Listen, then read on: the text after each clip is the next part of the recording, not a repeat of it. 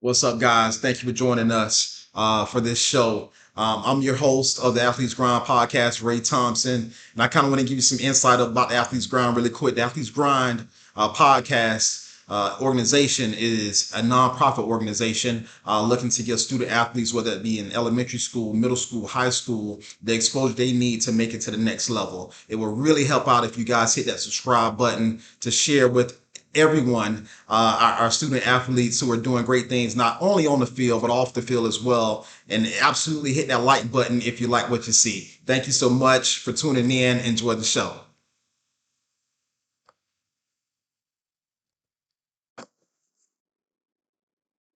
All right, welcome to the Athletes Grind, presented to you by Five Star Athletics. Man, to say this is another guest is an understatement. I have with me tonight Pat Anderson, Director of Football Operations, running backs coach at Cardinal Gibbons High School, state champion Cardinal Gibbons High School, national powerhouse Cardinal Gibbons High School. I can keep going on and on. Coach, how you doing tonight? Thank you for joining us. Good of yourself, man. I definitely appreciate you having me on.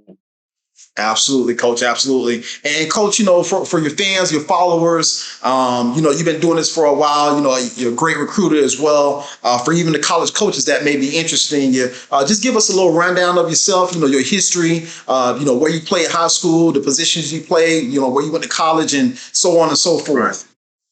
So, Patrick Anderson, a lot of people know me as Patrick Deacle. Obviously, I went by my mom's maiden name in high school. And then when I went to college, it had to change because of just legal issues. You know how that is. Right. But I went to Dilla High School, graduated from there. Obviously, I was an all-county, all-state player. I ended up going to St. Peter's College in New Jersey. Was there, and then unfortunately, my mom passed, and I kind of came back to Florida. I was up there in Tallahassee. So, it brought me back from there to now, where I'm at Gibbons. Honestly, right after college, man, my first coaching gig was at my alma mater, Dillard. I was there coaching for a year. Great experience, man. Got a chance to learn a lot from the late Otis Gray. Somebody that I hold dear in my heart as the GOAT, in my opinion. So I got a chance to coach with him, Coach Scott. Coach Gray had came back, and he dropped a lot of wisdom on me. Things about just learning how to be a professional, the things, what to say and what not to say, what to look for, small details of being able to become a better coach. Right. Okay. All right. And for those that don't follow, he's talking about Coach Otis Gray, legend at Dilla High School. He coached Isaac Bruce, Frank Sanders, Lorenzo White, a lot of NFL players, and had over 100 wins, less than 40 losses, I believe, if I remember correctly. Son Quinn Gray at FAMU, Hall of Famer in the MEAC, as well as he played for the Colts. So, Coach, you talk about Cardinal Gibbons, and first, before we even go anywhere else, what led you to Cardinal Gibbons? Because you talked about being at Dilla High School, and now, you helped bring Cardinal Gibbons to just a national powerhouse. What led you to Cardinal Gibbons? Well, honestly, man, I'm a huge man of faith and believing and trusting in God's plan for your life without having all the details. I truly believe that. So I was in between three schools, man. I don't want to mention the other two private schools, but Gotcha. I was in between three private schools, and I felt like those other two schools really didn't need the use of, didn't have a real position for me in regards to my vision, what God was showing me, and it was kind of funny because I wanted Gibbons, but Gibbons really didn't want me as much as I wanted them. Wow, okay. And it's crazy, man, because going to Cardinal Gibbons, it wasn't as lucrative as it would have been with the other schools. You know what I mean? Because honestly, we love what we're doing, but you also want to get paid. You ain't going to get rich, but you want to be paid, especially when you're good at what you do. So I end up reaching out to one of the JV coaches, and I say, hey, look, man, this is basically, I had spoken to him a couple of times. I said, listen, prior or whatever, I said, listen, this is my last time, man, reaching out. Tell your head coach if he want Pat Anderson, man, he got to holler at me, because if not, I'm going to go over here with these people these other people, and it ain't gonna be pretty. So he said, Pat, listen, I'm gonna reach out to him. He reached out to Matt the Buck. Matt say he texted me that very evening. He goes, hey, Coach McIntosh told me about you. This is like 6 years ago. He said, can you meet me at the school tomorrow? Yeah, coach. So I met with him. It was a little off-colored guy in regards to his personality, but you can see he was about business. He was 100% about business. He was about his program. And I told him, I said, look, this is what I have to offer, and what have you. And then everything since then was history. It's been, this is where it brings us up now. I have a great rapport with Matt. We are friends off of the field. So a lot of times there's things that I can say to him that others probably don't understand because we have a relationship, an intimate friendship. And there's things he says to me. So we share a very common goal or likeness, and that's just helping kids, period. So that brought me to Gibbons. It's like, listen, man, being a Dillard graduate, love the school, love the culture. I still have people that over there that coach that I played with, you and I went to school with. Yeah. You know what I mean? Love them to death. Love them to death. But this is home for me, man. And, I thank God for being here because there'd be no other place that I would rather be right now at this very moment than Gibbons. Right. And Coach, you're talking about head coach Matthew DeBuck, who's done an excellent job over there, and Coach, you're his right hand man. That's what it appears to be. I remember you from Dillard, you're a fierce competitor. You get in there and mix it up, and you brought that that toughness, that tough mentality to Cardinal Gibbons, and just talk about just building the program from when you first got there to how it is now. Of course. Well, you know how I was, man. I always believe in competing. Matt DeBuck was on the same mindset as me, man. Honest to goodness, he was. The culture was getting ready to shift. They were getting ready to turn that bend, man, when I kind of got there. And one thing about us at Gibbons, we're not a program, and there's a difference. Some schools have a football team. We have a football program. Our program mimics Alabama, Clemson, or whatever, Notre Dame, those schools. So our kids are held accountable from January to January, on season and off season. So one of the things that we kind of put in play was we felt like, and I'll tell you this, I told Matt, I said, look, if you show me your JV and how good they are, I'll show you, the future of your program. And before I got there, Gibbons hadn't lost a JV game in, I want to say, the last 6 years or 5 years. So they went 9 total seasons on JV without, losing a football game. And it goes back to what I just said earlier. You show me your JV, I'll show you the future of your program, because you have to build from that form. From that crop is where I'm going to be. That's where my varsity guys are. That's where my future 3 stars at, my 4 stars, and so on and so forth. So Matt and I were on the same page, and my vision was basically his was mine. We believe, and we had a great guy named Mark Kirby. He passed, he's going on with God, but he was with us as well. And we all kind of shared that same vision. We will build it from our junior varsity, which nowadays, Ray, when you and I came up, JV was a big thing. Like, you paid your dues on JV and then you moved up. Well, nowadays, everybody wants, that microwave type of career where I put it in the microwave and in 30 seconds I'm on varsity. Well, guess what? You may be 15 going against 18-year-old young men on varsity, and now you're really not getting better.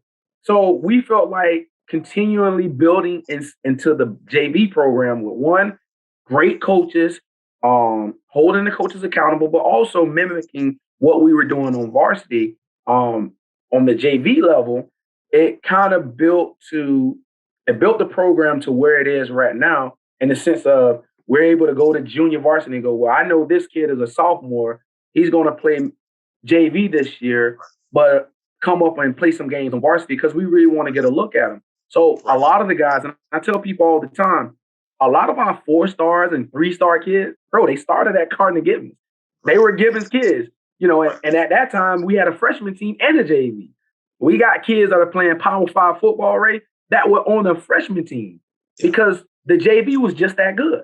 So they couldn't even make the junior varsity team. Mm-hmm. But some of these kids are 5-star, 4-star. You go, Pat, really? Yeah, it was just that good. But that's where I think we benefited the most of having a great, strong JV junior varsity to feed into our varsity team, and it's still working. That formula is still working, and we're never going away from that because it's a proven formula.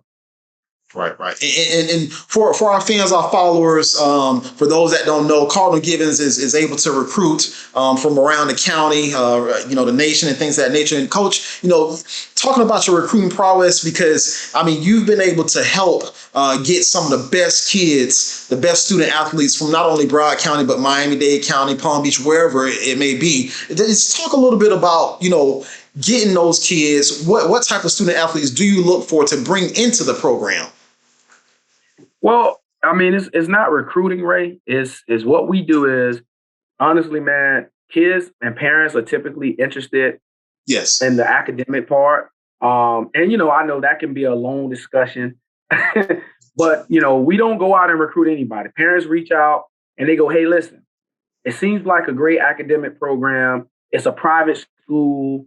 I think that my son doesn't do extremely well in a larger classroom size. And, nowadays I get it. So once we identify that the parent is really interested, we tell them, hey, listen, if you're an 8th grader, you have to go sign up for the high school placement test. And it's just a placement test. They go online, they register for the placement test. But the program itself, the school, the academics, it all sells itself. There's really not much for me to say in a sense, because at the end of the day, I think that it goes back to, I grew up with my grandfather liking Cadillacs, and every 4 years he would get a different Cadillac. Well, Granddaddy, why do you like Cadillac? Because it's a very dependable car that I know I can, So it's the same thing with Gibbons. It's a great product that kind of sells itself. Whereas you're going to get a great education. You're not going to be told any lies. I think that our teachers do a wonderful job. I think the administration does a great job with getting kids out there in the Ivy League and, getting them recognized on that side of the school first. And then you transition over to the football side. It's just one of those things where, it's like it kind of meshes real good. So they're working their part and we're working our part, and it just mesh real good. Right. And Coach, I definitely got to ask you, for the student athletes, and you're right, exactly. Cardinal Gibbons, it's a brand here in Broward County, Dade County. Everybody knows Cardinal Gibbons around the state of Florida, around the country. But you talk about those student athletes that come in, and you talk about them starting on the junior varsity. Now, what if, I'm just gonna put this out there. What if a student athlete, is ready to play varsity? Would they have to still start on JV, or could they play varsity? No, so this is what we do, Ray. When summertime comes, we don't separate the kids just yet. We allow them from off season. Season is done. We do off workouts and running and speed training. At times we have a nutritionist that you can talk to. We have a trainer. So we don't really separate the kids, man. We don't. If you're varsity ready, you will play varsity. Trey Brown, number 55, played at Plantation Wildcats, started on varsity for 4 years. He started, I think, the 5th game of the year versus American Heritage his freshman year. The thing that I would tell any student athlete or any parent, there's a big difference when you jump from 13U football to varsity. And the biggest thing is the mental part is one. It's a huge jump. But physically, you and I both know that 18-year-old kid has been lifting weights for 4 years. Yeah. You know what I mean? And he's kind of developed a little bit more than a 9th grader or a 14-year-old, 15-year-old. Right. Now, yeah, you have offensive linemen, defensive linemen, and skill guys that play varsity. We have that all the time. We have guys that are in the 9th grade. But one good thing that the state of Florida has done is called the 6-quarter rule, where a kid can play 3 quarters on JV and 3 quarters of varsity, or 4 quarters JV and 2 quarters of varsity. And I think that benefits a lot of kids because it's an easier transition for them going from JV. And the speed of the game, mid-season, they're probably used to lifting, bumps and bruises. And I think that it's an easier transition there. But yeah, to answer your question straight up, yeah, we have kids all the time that come to Gibbons that are freshmen that play varsity. The thing that we see a lot of the times, coach, is it's the mental of that long drawn out season, and then the physical, it starts to wear. And they're 14, 15 years old. So a lot of the times you go, okay, we had a kid named Anthony Altanat, extremely good football player. He's going to be really good. Plays linebacker. He played varsity all year this year, freshman. But you can see when a big 6'4", 300-pound guy get his hands on him, you see that 15-year-old guy, it's like, he's a strong kid, but it's like, you see it. So, but once again, I brought Anthony up because he's a prime example of a freshman that played varsity all year long, and he did well. You know what I mean? He did extremely well. But you kind of see the difference from a kid that's been lifting for 4 years on a high school level, competing on a high school level in varsity versus a kid on his freshman year. So yeah, but we have it. We have it all the time, bro, all the time. Absolutely, absolutely. And coach, before we go any further, for the parents, for the student athletes that want to play at Gibbons around the state of Florida, wherever you are, coach, how could they get in contact with you or the program? Is there an email address? Is there a phone number they can call? Can they follow you on Twitter? Go ahead and get that information out, coach. So absolutely. If you follow me on Twitter, it's CP _ the blueprint. If you follow me on Instagram, it's champ _ CP. If you follow me on Facebook, it's Patrick Anderson. I think senior. I'm not sure. Because I think my son is on Facebook now. So I think he got the junior up. But it's Patrick Anderson. And on my Twitter, I actually have the link for the messages, man.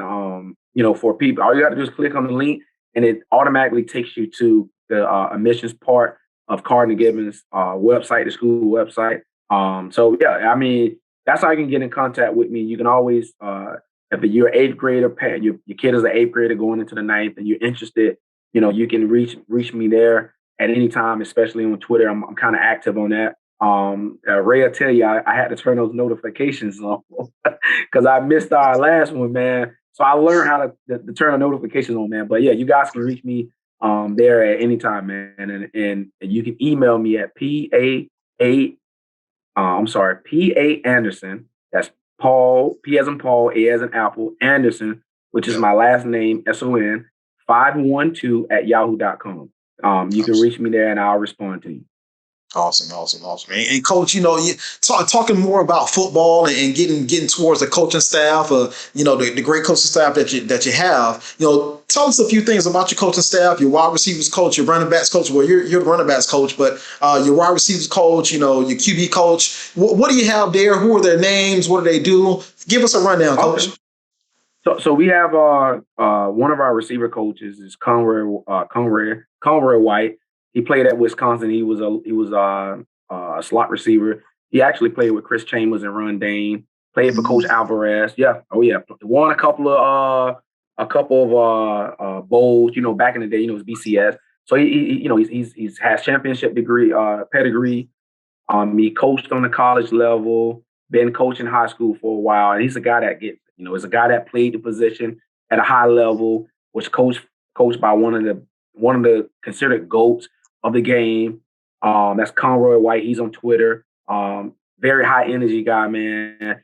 Very detailed, understands the game extremely. Very thorough with breaking down the game and film with the young boys.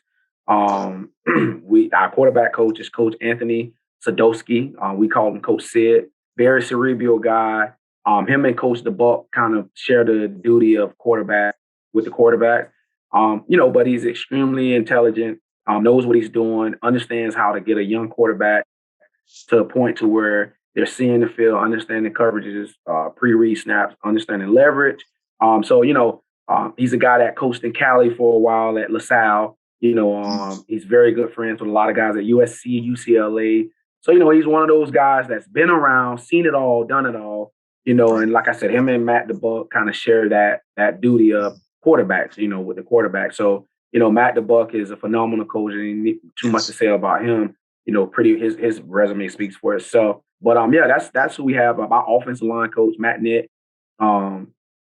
extremely, extremely detailed guy. Him, Coach Dan Marguerite. Coach Dan Marguerite been around for like 40 years. We finally got him one last year, with his first state title. He never even played in the semifinal game. So we were happy to win one for him. Guy been around for 37 years as a head coach and never even played in the state finals. So, Matt, Nick, Dave Benson, Dan Marguerite, those guys definitely share, that duty. We have 3 offensive line coaches. My assistant coaches, Coach Dave Dunn, played at, he's a big guy. He's about 6'6", 6'5", played at Maryland and Louisville. So, we try to have a lot of eyes, man, on different positions. We have an inside receiver coach. We have an outside receiver coach. We have a guard coach. We have a tackle coach, So, and you have a center coach. So, that's what kind of separates you, man, when you're able to have great coaching and guys that care about the kids and respect the game and want to do it the right way. Absolutely. And Coach, for again, the student athletes that may be interested in coming to Cardinal Gibbons, talk a little bit about the facilities there, the weight rooms, how do you guys get down at Cardinal Gibbons? What is their amenities to offer to the student athletes if they come to Cardinal Gibbons? Well, it's a great school, man. It's not that old. We just had a STEM building, brand new $1 million+ building open. They broke ground about a year and a half ago. So last school, the beginning of this school year, kind of it opened. I guess they got robotics and things of that nature, music, and the facilities, weight room is something to see. Is very nice.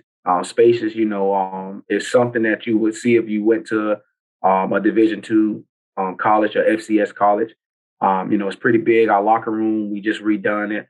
Wood grain lockers with the LED lighting all over the wall. You have detailed paint.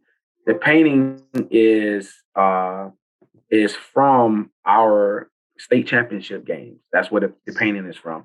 On the walls. We have one of the best turf fields in the nation. Honestly, we do. The track is good. We just got a brand new state-of-the-art scoreboard. So crazy, we didn't get it during the season. We had it ordered, but with all the shipping issues and what have you. But it's up, and it's a state-of-the-art playback, replay scoreboard. So we're excited. There's big things happening at Cardinal Gibbons. Once again, it's great leadership from our head coach. He pushes forward with making sure that the kids get the best experience, high school experience that they can have. So, we're definitely excited about that.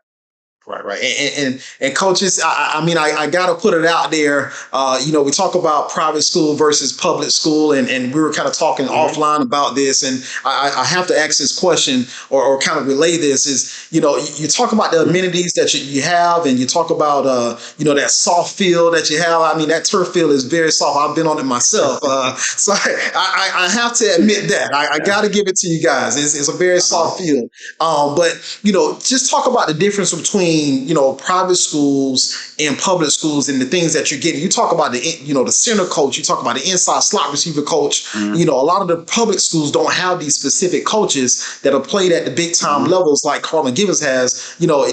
Is that the separation between private and public? Talk a little bit about that. Well, Ray, once again, as I was telling you earlier, that narrative, sometimes I think we kind of get it misconstrued as a body of people. There's really no, and I've always said this, I say it all the time, there's really no public versus private. That's a narrative that I think that people try to push out there because there's typically some people that are for a private school education and some that are not. You and I went to public schools, and I think we turned out pretty well. But I will say this, and nothing against anybody, but I'll say this, I think that a private school is more geared to a little bit smaller classroom setting. It depending on the parent or what he or she likes for their kid. If you want a little bit more of a structure atmosphere as far as uniforms in high school, then you'll take a private school. Some people are fine with that. Some people, are not. Some people want Jordans at school or what have you. But I think sometimes that kind of takes away from the educational part because it's like, well, my homie got the brand new J11 just came out, but I don't. But when we all got on red and khaki and, and some black Adidas shoes, I think the next thing, what I'm going to talk about, okay, man, let me see how I'm going to score 1,100 on the SAT. And we get that a lot. Yes. But we're able to. So, Coach, going towards, you had an 11-2 season, I believe. It culminated with another state championship. Coco gave you all you could handle. I was at the game. I think you guys blew them out the year before. Right. Kudos to Ryan Snyder, Kevin Beard. Ryan Snyder played at Plantation down here in South Florida, and they gave you guys all you can handle. Talk a little bit about the game, Coach, and it was a tight game throughout, and then you guys kind of pulled it out at the end in the fourth quarter. But talk a little bit about the game and going into it, what did you expect, and then what happened during the game? Yeah, well, we felt like they were a good team. Honest to goodness, we did, man. We didn't take them for lightly. Obviously, we played them last year in the semifinals game and ended up beating them 45-15, I think it was. It was 45-9 or something like that. We was a running clock in the third quarter. So, look, we knew that coming into that game, we were going to get the best version of Coco football team. And, that's the last game of the year. And, what's the biggest hurdle for any coach? Is winning his last game, especially a game of that magnitude. But, once again, man, going into that game, we felt like their trenches wasn't as good as our trenches was. So we thought that at some point they were going to, bend and break, and obviously, we were able to really punch them in the mouth at the end of the game. As you saw coming in the third quarter, once the defense got off the field, we kind of ran 19 and the rest was history, man. That Darren Moulton. So, I think he finished with like 28 carries, should have had almost 300 yards. He had 170 something yards, but when you got a guy like Moulton and you got an offensive line where, we're graduating 4 seniors, you kind of got a lot of flexibility. You're afforded to make certain mistakes because we've been there. We played the Bucolts on the road. We played the American Heritage and it came down to a field goal.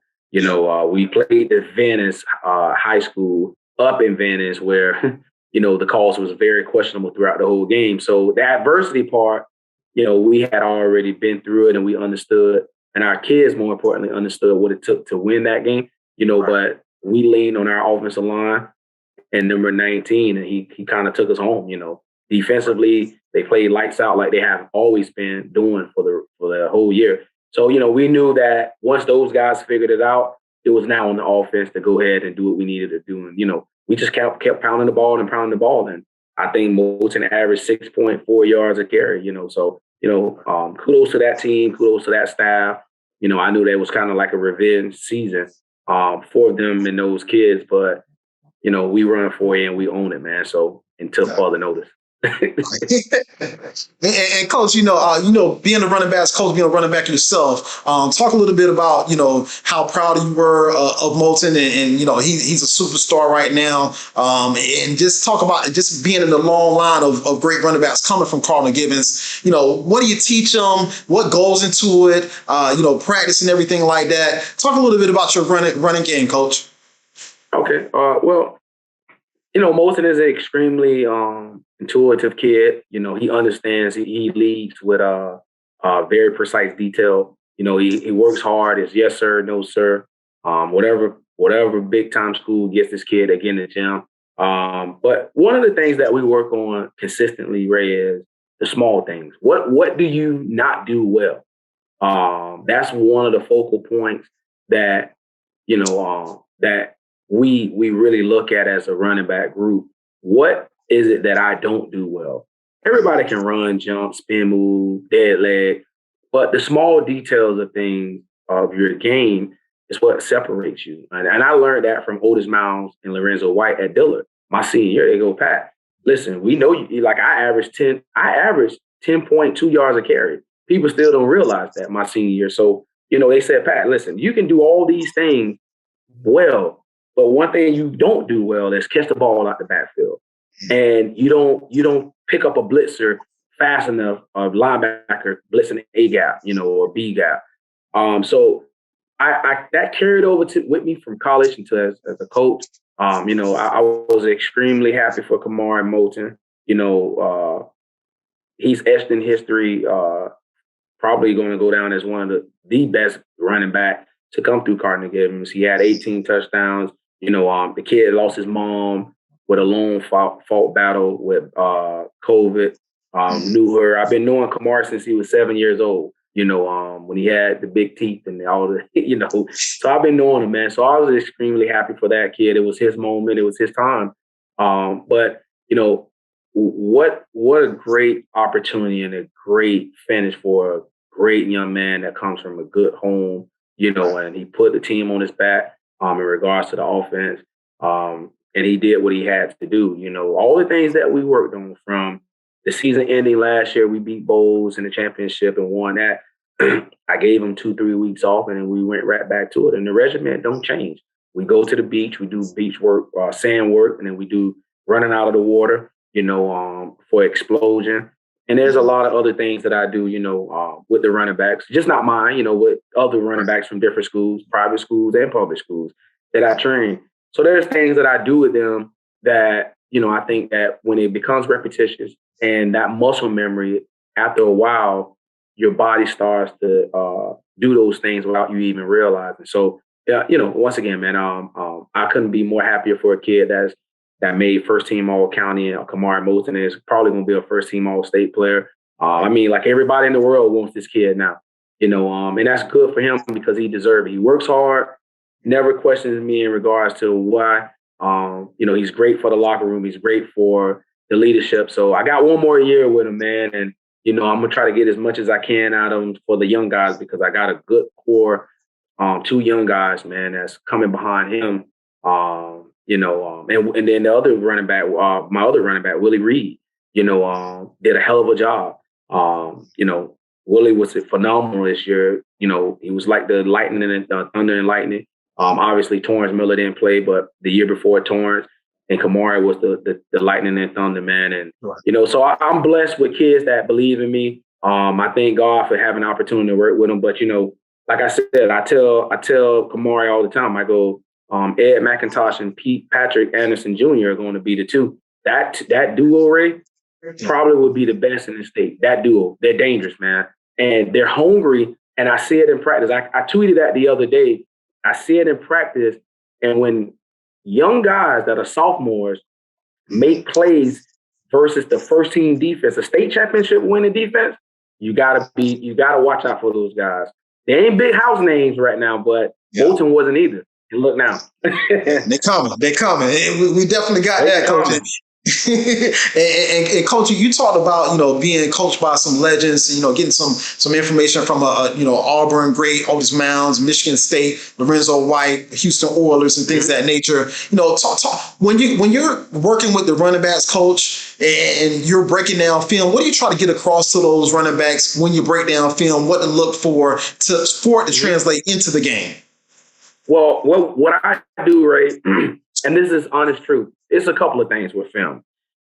Based on how the linebackers play, how the D-line plays, cerebral, is this guy really going through a run fit? Is he really going through the progression of read run first, open his hips, and things of that nature? So I formulate drills, man, honest to goodness, based on what we're doing offensively versus the defense that we're going to see. And then we talk about tendencies all week long. Like what's number 52's tendency? What he likes to do on first down? What he likes to do on third down? Is he tucked in there tight? Is he a stat backer? Then we go into the D line. What type of technique are they playing? Are they typically a 1 tech and a 3 tech with a 5 and a 7? So I give them homework. We talk about tendencies of the team that we're playing and things of that nature. But ultimately, it's just one of those things where it becomes so repetitious where the boys or the young men get to the point to where when we're watching film on the projector and they go, Coach, I was actually studying film and I seen this from, we may play a team, let's say we play Stranahan. Well, guess what? We're going to get 5 games of Stranahan and we're going to break it off. all down, because we really want to see the tendencies. What's the tendency of the defensive coordinator? So I'm teaching them at a young age how to be a professional to the highest extent, because once again, I was blessed with guys of Otis Mounds and Lorenzo White that taught me these things at a young age and go, listen, this is what you look for, and it kind of carried over, like I said, with me from high school to college to an adult coach now, where I'm just passing the knowledge down, man. That's all I'm doing. Right. Everybody understanding their role. You know what I mean? Like it's not a I thing or me thing. It's a us thing. And I think that when you have somebody in a leadership position as a head coach that go, well, I want to be the greatest servant. I want to do the dirty work in regards of, I don't mind picking up a cooler. When you see your head coach picking up a cooler and walking around and making sure that kids' chin straps they got mouthpieces and things like that, what does it say? It says that he really cares.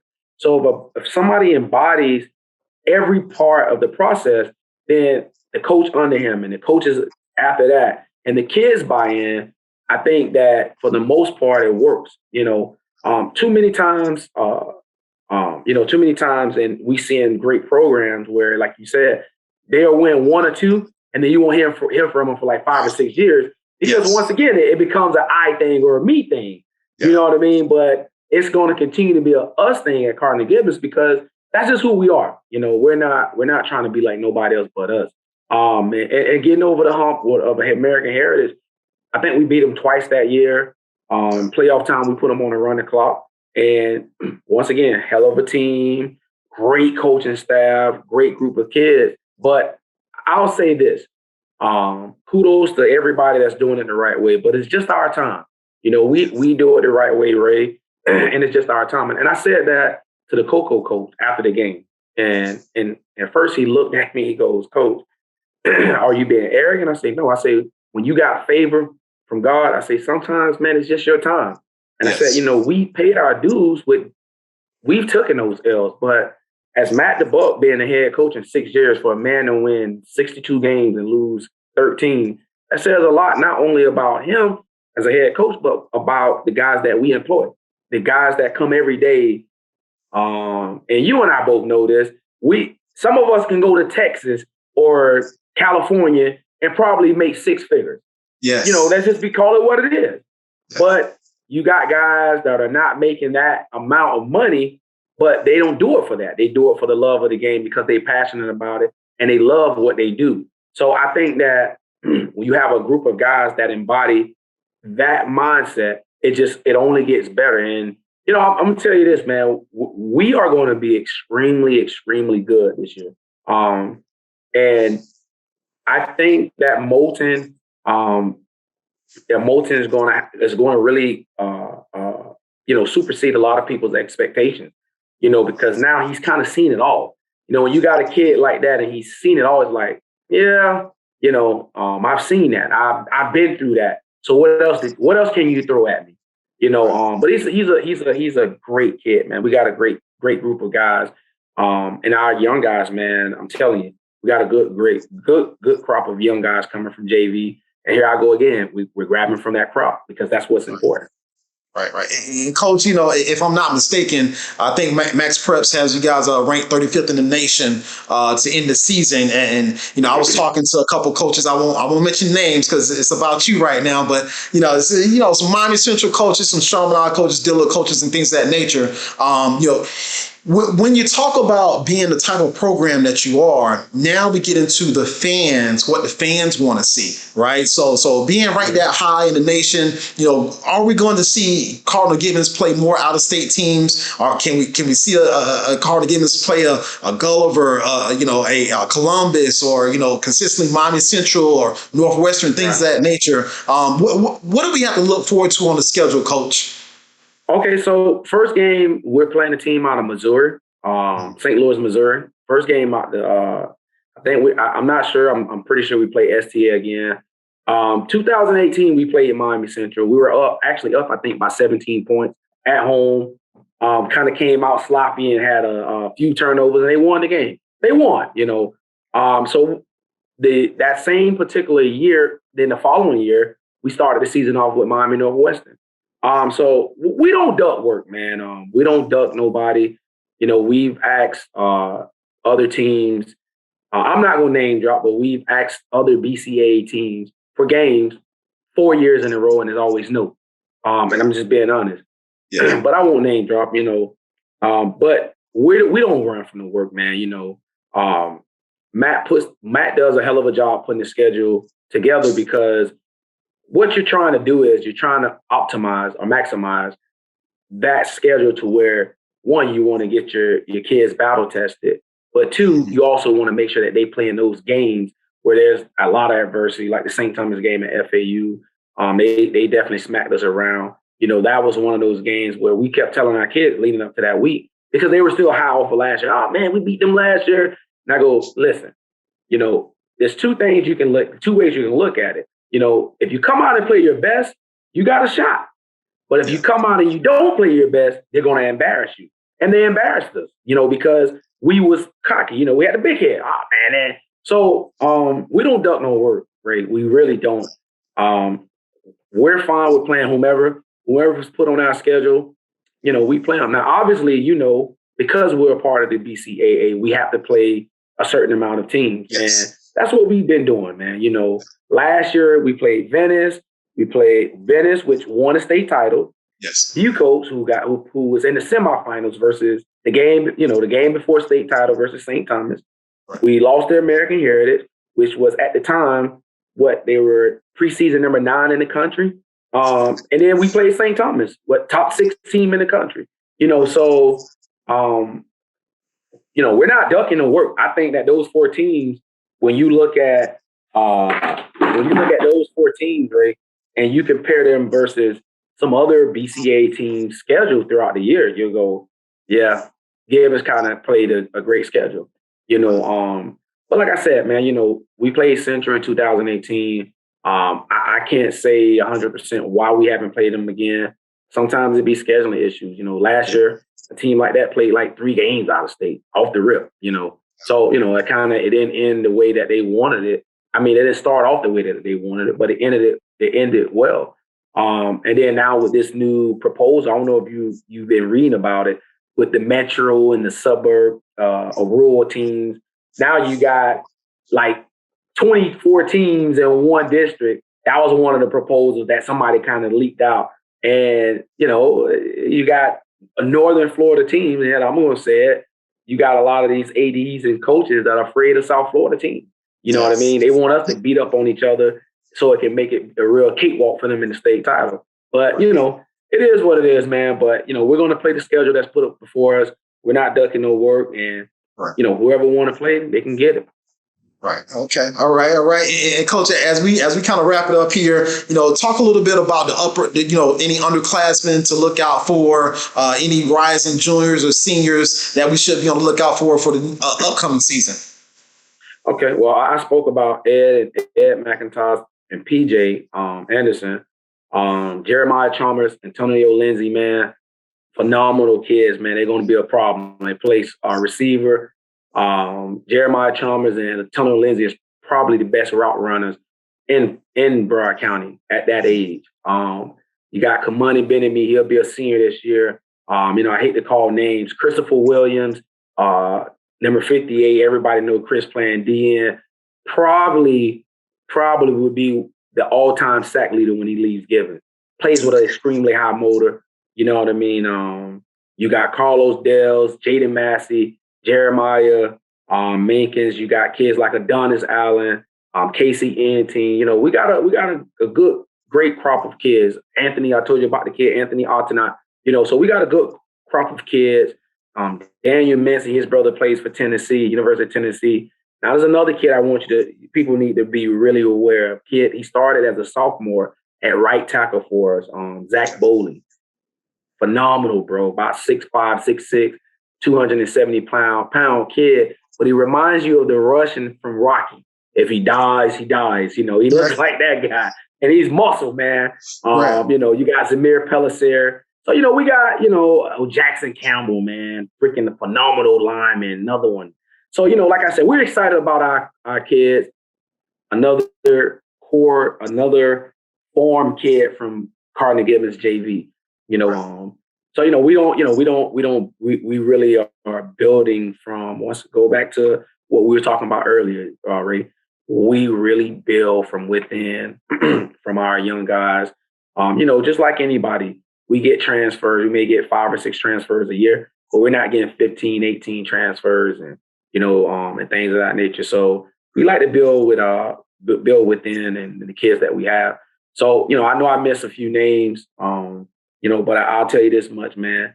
The whole crew, man, they're going to be a very hungry crew because now there's those young guys that played a lot but didn't play so much. Sat back and watched the older dogs do it in a big way.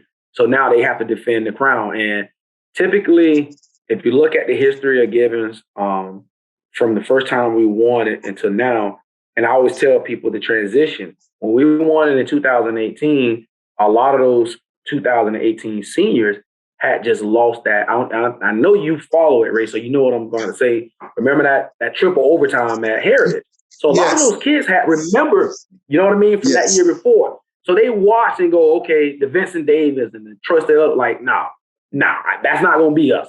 And now you got those kids that have watched it from 2018 that transitioned to 2019.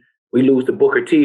We're actually leading them at halftime. And then everything that could go wrong went wrong. So then you go from those same kids, Ray, to 2020 to 2021 now, and they go, now it's 2022 time.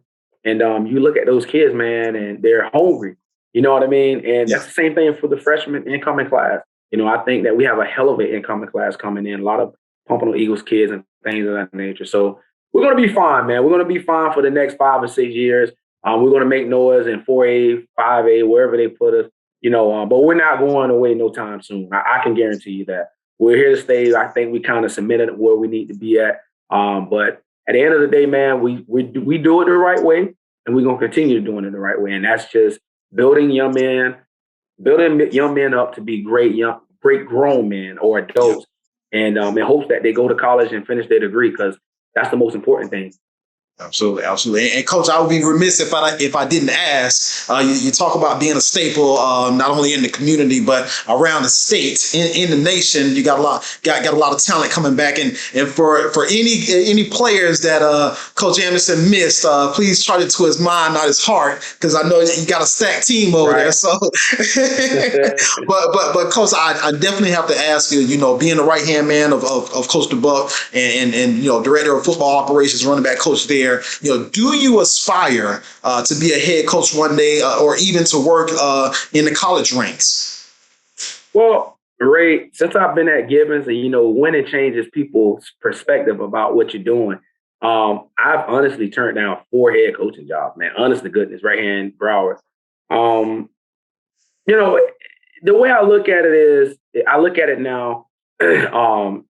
There are relationships I've formed, and there's a lot of things that I need to accomplish before I leave Gibbons. And it's not just state championship. There's kids that I want to see off the college. You kind of sound like my brother Rob Parker. He always gets on me about that. Why you turn that down?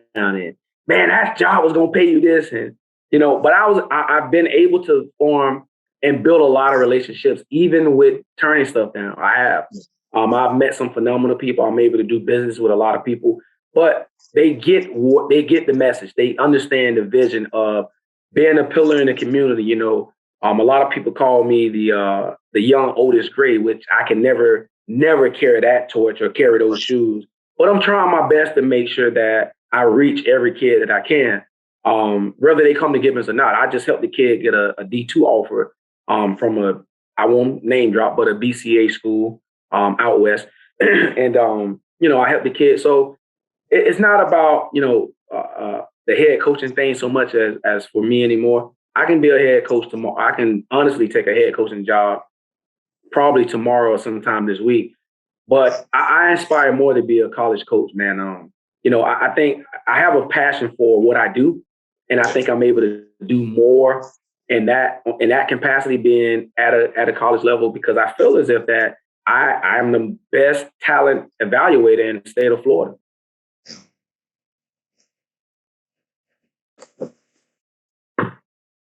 All right, Coach. And as we wrap it up, Coach, we're going to give you this opportunity now. Talk to your fans, your followers, any college coaches that may be interested in bringing on your talents. I know you also want to talk about an event that you have coming up, so definitely get that out there to the folks. But the floor is yours now, Coach. Go ahead. Well, once again, man, I'm looking forward to any opportunity in the coming years or so, or earlier, to really take my God-given talent and ability to evaluate talent, man. I honestly think I'm the best talent evaluator in Florida, man, and it speaks for itself. Several kids I've watched from seventh grade and now 4-star, 5-star guys that are signing in February to big-time Power 5 schools. So, I've been doing it for quite a while, man. I think I've been blessed with an eye to really spot talent. But that's not my biggest attribute. My biggest attribute is, I think it's being a great coach, man, and being a phenomenal person. I try to treat people right and, do it the right way. As far as the event, I teamed up with Julius Jones, former NFL running back for the New Orleans Saints, Dallas Cowboys, and Seattle Seahawks. And I also partnered up with Grant Connis, another great guy. He's the founder and CEO of Global Wealth Management. Two guys, man, that I partnered up with on this 707 event. We're calling it Battle for the Beach, or Battle at the Beach, I'm sorry. It's February 5th and 6th at Holiday Park. Saturday night will be under the lights. And Sunday will be your typical playoff setting where, we do pool play on Saturday under the lights, and then we'll finish out on Sunday at Holiday Park. It's going to be a great event, man. We got a few teams coming from out of state. We got some teams coming from the west coast of Florida and central Florida. So when we're at where we're at right now at that event, man, it's looking to be about 80 to 100 teams. We're excited about it. It's the first time we're doing it. But we're not stopping right there. Next year, we're going to have the same event, but instead of putting it on here in Fort Lauderdale, we're going to take it to Dallas and do it at the Cowboys facility. So, the same 707 event, but we're going to do it at the Dallas facility, and whomever wins this year will automatically be enter in be automatically enter in the 707 tournament next year. So all the winners for the age group this year will be automatically put in that tournament. As far as now, we're not paying for travel, but we're paying. Yeah. We'll waive the fee for the tournament. For our team. So we're just trying to do it a little different, man. And then with that said, all we're doing is talking to young men and women, giving them an opportunity to showcase their talents. Of course, you got girls 707 teams, and that's fine. I think it's phenomenal. So we're giving people an opportunity to really do what they need to do as far as getting them out there and things of that nature. Some great young coaches, some good teams, man. So that's where we're at with that event. And I think we're doing another one in April at Florida Atlantic. Kind of already paid for that venue. We just in the beginning stages of planning it. But I'm looking forward to it, man. And this will be my first real big one. So, like I said, man, Julius Jones, if anybody know who he is, he's a great guy, played in the league for like 10 years. He's a really good dude. Grant Connis, great dude. So, I took my 707 organization and combined it or partnered with those guys, with ballers. So, we do business together. But even through that, man, I'm able to reach so many kids. Those guys support me. That's the most important thing. If I need help with a kid where it can be something mental, as far as just sitting the kid down or getting them some tutoring or what have you, these guys are definitely pouring into me or what have you. So, it's definitely a win for us. Absolutely. Coach. And where can the fans, followers, college coaches find that flyer? If you go to my Twitter page, you'll see it, Battle at the Beach. That's CP _ the blueprint. If you go to Extreme 7 _ ballers, you'll see the flyer there. And then if you go to Instagram, Extreme 7 _ ballers, on Instagram. You'll see it there. And once again, man, it's on Ballers Training as well. Julius himself, it's his likeness, but the guy is not trying to get rich off of doing this. He really wants to put the event on because he feels as if that the community needs it, but they need to be able to go up to this guy, and he's a very approachable guy, and have a real conversation with a man that's been to played at the highest level and made really good money doing it. And he's able to give a lot of insight to kids on, well, this is how you did, and this is what worked for me, and this is what didn't work for me. So, once again, man, I'm able to tap into that resource as far as the resource of knowledge from him, even with drills. Hey, Julius, when you were playing for such and such at the Seattle Seahawks, tell me what I need to do to get a kid from fumbling, stop it from fumbling. And he goes, Pat, I do the wet ball drill. I'm like, what? He goes, get a Home Depot bucket. Give him some of my insight, my tricks of the trade, but it's okay. And I'll tell you this before we go. He goes, wet it with 2 balls and have them carry it, high and tight, and you try to punch it out. Why it's wet and heavy? And he said, I'm telling you, you do that for about 2 weeks consistently, he won't have no fumbling issues. And it's funny, Kamari Moulton didn't fumble not one time this year. He had no fumbles. So, when you're able to tap in those type of resources and they're good people and they care about the kids in the community, they care about the community in which they live in now, come on, man, it was a no-brainer for me to partner up with that guy. So we're looking forward to that, man. And we got Florida Fire coming and a few other guys. So we're definitely looking forward to that tournament, man. It's going to be a great event. Right, and hopefully the Athletes Ground can make it out there too, and be out there as well. And for those that want to know about the flyer, we're also going to post it on our page, _ 5-star athlete on Twitter, _ 5-star athletics on IG. So we'll have that, and also it'll be a runner on the page on the podcast before we even start talking. So, Coach, great job tonight. Really appreciate your insight. Director of Football Operations, running backs coach Pat Anderson of Cardinal Gibbons High School. So great to join us tonight. Thank you so much, Coach. Have a great season, upcoming season, and all the best in the off season as well. Likewise, my brother. Thank you for having me. Absolutely. Take care, Coach.